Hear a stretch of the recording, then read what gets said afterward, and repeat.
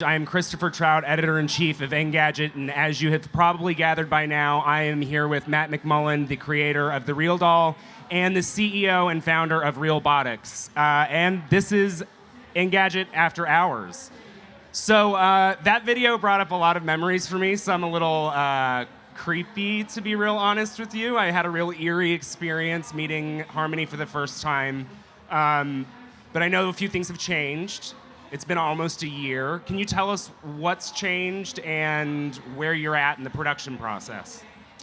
Well, when you came and filmed, that was really a very early prototype phase and proof of concept phase. We were making sure everything worked. So a lot has been completely redesigned from the inside out. And a lot of the communications that we're using between the AI app and the hardware and the robot has been completely rebuilt as well.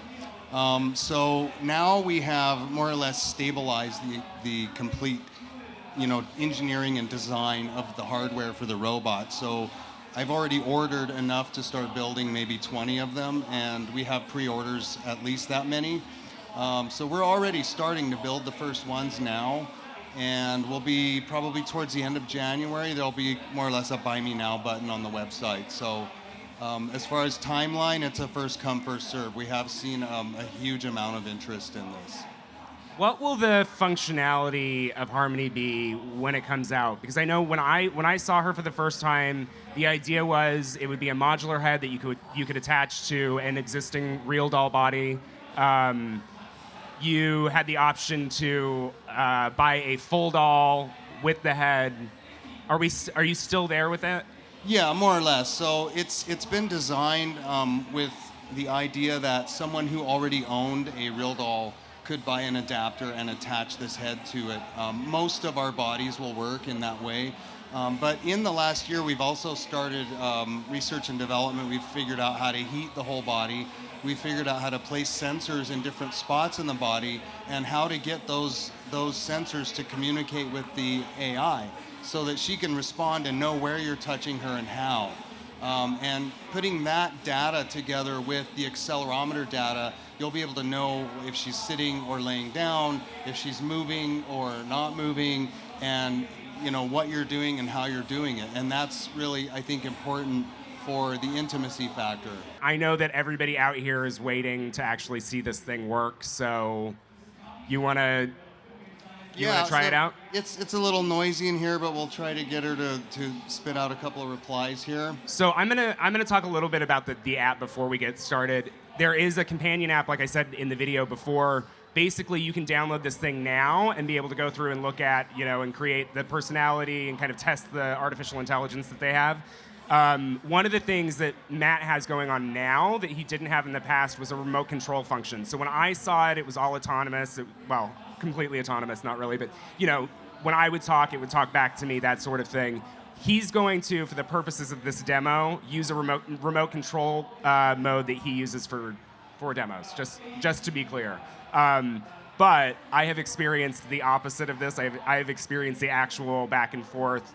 She's listening to me, voice control and all those things, and it is arresting, to say the least. So why don't you go ahead and walk us through? Yeah, so basically, this is my development screen within the app where I can more or less control not only her movements by just dragging her head, but I can create an expression manually. I can make her smile. And then here I can put in lines. You want her to smile again? Is she smiling? Yeah. Okay. So here I could put lines in. So I put a couple in just so we could more or less demonstrate, because it's actually far too noisy in here for any kind of voice recognition software. So unless we had a quiet booth, we wouldn't be able to do that. So yeah, Samsung, you hear that? So we'll get her to say hello and... Hello, and good afternoon. Did you get to check out the amazing drone show at the Bellagio last night? So she's got kind of a Sinead O'Connor vibe going on right now. Yeah. She's bald in this for a reason that you told me earlier. She also has a Scottish accent. Yep. Why is she bald, and why is she Scottish? Well, she's not bald. If you look on the screen here, you can see when I exit to the normal mode, she's not bald anymore. So this is for the control mode where I'm able to actually grab onto, and sometimes the hair interferes with that. So we took it away. Gotcha. And the Scottish accent is... Well, that is one of the voices that we have installed on this, and I kind of really like it. I went through literally hundreds of voices, and this was the one that grabbed me. Had really nothing to do with the fact that it was Scottish. It just sounded kind of believable to me, and I liked it.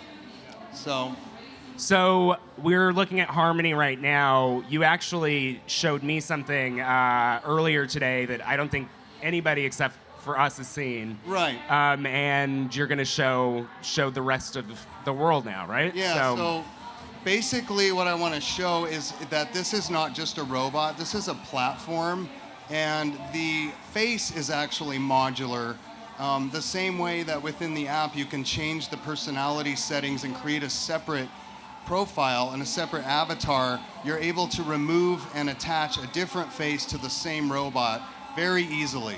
And anyone can do that. So I'm going to take this Harmony that you see here and transform her into this other character that we call Solana. So this is, feel free to go ahead and I'll talk through it a little bit. This is true of the RealDoll more broadly. When I was back in San Marcos for the first time visiting Abyss Creations, there were lines and lines and lines of these of his regular dolls with the magnetic eyes. Can we get a shot of this on the screen, you guys? Oh, okay, well, there you go. As you can see, it's a little frightening to take the face off of this. I think you called it earlier full-on Westworld. Yeah. Kind of Homer Simpson-ish a little bit. It's a little frightening. It looks like she's got kind of a dental mold in her mouth, but there are magnetic, like small magnets. Back. Okay. Sorry, we're having some camera difficulties right now. But there are magnets all the way around her skull. Those will allow you to pop it back on. Now we can do it. Okay. There you go. So Matt is going to apply a completely different face to this, and we'll turn it around for the moment. But as you can see, he's decided to leave the circuitry open for reasons unknown at this very moment because he can't use his microphone. Sorry about that. I just like the way it looks. I actually like the electronics kind of being exposed. This is for a demo, so it's kind of made to be exposed like that. So an actual end user probably wouldn't have the clear top. Okay, cool. So we've got Solana here. Not only is the face modular, the head's going to be modular. So obviously, when these things ship, they may just ship as a head unit. This is just for the demo. But eventually, the idea is you'd be able to swap out faces so you could have multiple companions in one. You'll also be able to swap out the personalities. And something that we talked about earlier, we keep on saying the word she as in relation to Harmony and to this platform, but you could have multiple gender variations. So he is actually working at this time on a male doll that will come out around the same time as the female doll. But I think it's important to understand that in 2018, not everybody fits a binary gender role, right? So there are possibilities for changing these things up. Can we get a shot of her face now? I guess you're not showing it behind us, so it doesn't matter. So you want to... Yeah, so what I'm going to do now is, if you want to show the app screen again, I'm changing to a different profile. So first off, this is like the menu screen, and this is where the personality is built. And these are all of the traits that one could choose from. So we have insecure, sexual, unpredictable, moody, spiritual, helpful, talkative, cheerful, jealous, funny, intellectual, and affectionate. All the things you would want in a companion, I guess. Right. So we're going to add to these. This is kind of our core group, and we'll continue to add more traits as time goes on. And I've turned her sexuality all the way down so she doesn't say something inappropriate yeah. for the CES crowd. It happens. So now we go back to the main menu, and I have another avatar that I've created. This is Harmony, and I'm going to go to Solana. And I like Solana's top. And Was that you, Lily? no, I think I did that.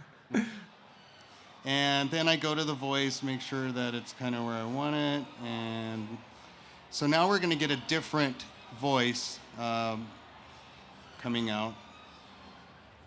It's funny how difficult it is to stay 1 hour away from you. How are you?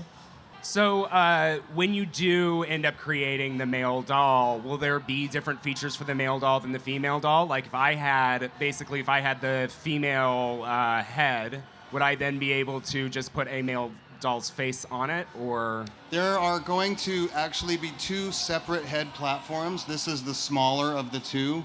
So this would primarily be female faces, and the larger of the two will be more versatile and be able to do male or female. So there will be a line of faces available for each robot platform, the large and the small.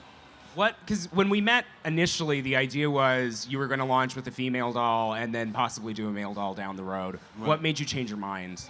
Well, I think a lot of things fell into place more quickly, and I came up with some really cool designs that would allow for making that male thing happen a lot quicker. And the response was pretty strong. Like, people really wanted to see a male robot as well as a female. So I think I just listened, and I think that it became important to me to move forward with that more quickly.